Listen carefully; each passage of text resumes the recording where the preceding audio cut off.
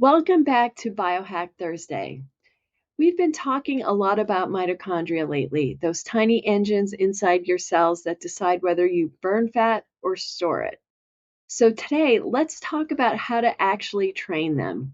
You don't need a fancy supplement or an ice bath, although it's a beautiful fall day and it's nice and cool out here. We know the cold helps to generate more mitochondria. But what we're talking about today is how you can literally train your mitochondria with your breakfast plate. So when you start your day with at least 30 grams of protein, you're not just feeding your muscles, you're setting the metabolic tone for the day. That first high protein meal tells your body we're in build and burn mode, not store and crash. And one of the quiet power players that makes this work is carnitine.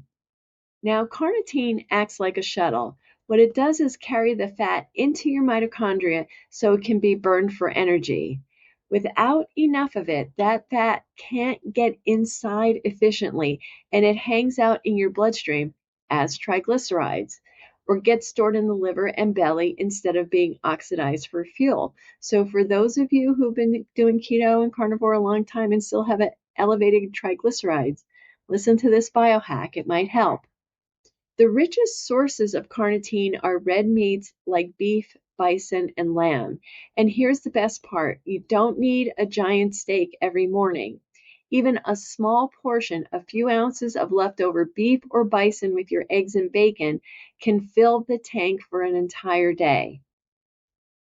Because carnitine isn't like caffeine. It doesn't just give you a short burst. It's more like topping off the oil in the engine of your car. Once the muscle is topped off, they'll keep burning fat efficiently for hours. Now, carnitine has a long half-life, about 17 hours, so a single carnitine-rich breakfast sets the stage for the rest of the day. That is why timing matters. In the morning is when your cortisol levels naturally get higher and start to mobilize fat, and your mitochondria are primed to oxidize it. Adding carnitine at that first meal means that those fats get burned cleanly instead of restored. And if you're eating higher fat like most people on keto or carnivore, this becomes even more important. The more fat you eat, the more shuttles you need to carry those fatty acids into the mitochondria for oxidation. Without enough carnitine, that fat just idles and your triglycerides can creep up. So if you're having this problem, this might help.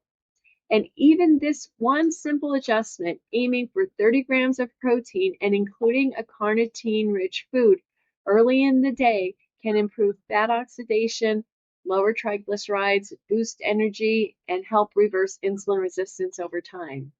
I'll pop up a chart here showing you the best sources of carnitine and when to eat them. Notice how beef, bison, and lamb top the list, especially in that morning slot. So tomorrow, so these are the small strategic tweaks that have a profound impact. So tomorrow morning, train your mitochondria to work smarter. Feed them clean protein and carnitine, and they'll reward you with steady energy, focus, and fat burning all day long.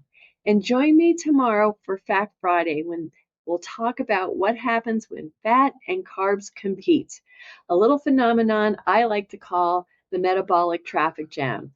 That's where it all comes together. This is Dr. Rose. I'll see you tomorrow in the next Daily Spoon.